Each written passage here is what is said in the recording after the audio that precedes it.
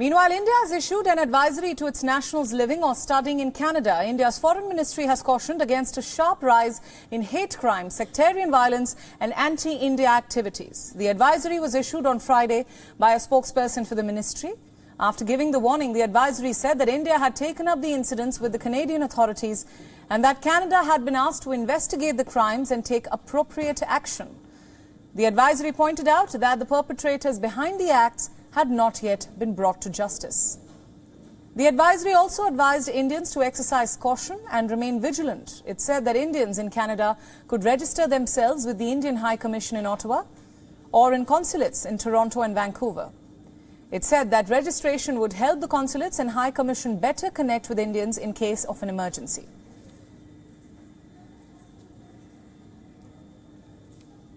The advisory comes amid a diplomatic row between the countries. Thousands of Canadian Sikhs voted in a referendum on September 19th that aims to create a separate country for Sikhs by carving out a part of India. The advisory comes a day after the Foreign Ministry spokesperson Arindam Bagchi reacted to the Khalistan referendum, calling it farcical. The reference to hate crimes comes after the defacement of a temple in Toronto earlier this week.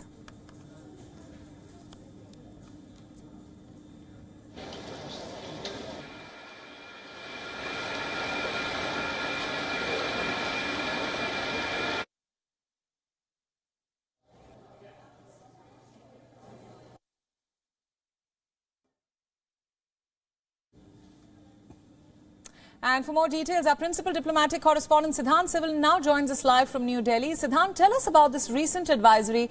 The Indian government has clearly cautioned Indians in Canada to remain vigilant amid a sharp increase in hate crimes. Tell us more on that.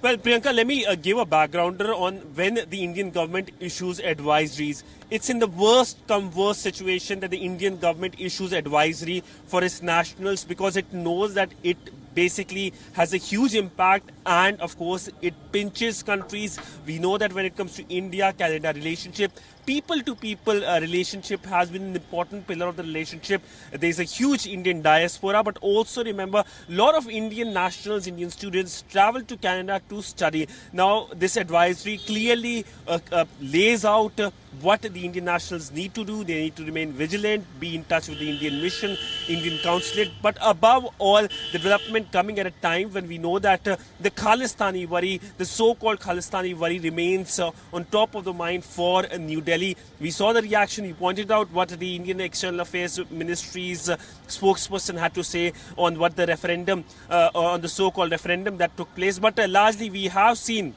in the past as well, these kinds of issues cropping up between India and Canada relationship.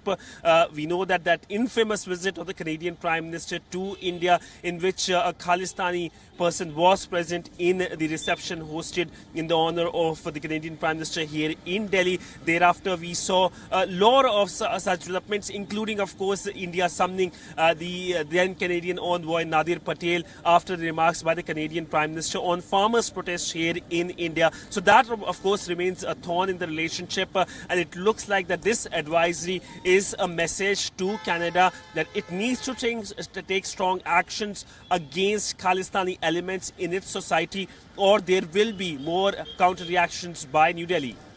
Right. Siddhant, thanks so much for all those inputs. Thanks for joining us on the broadcast at this hour.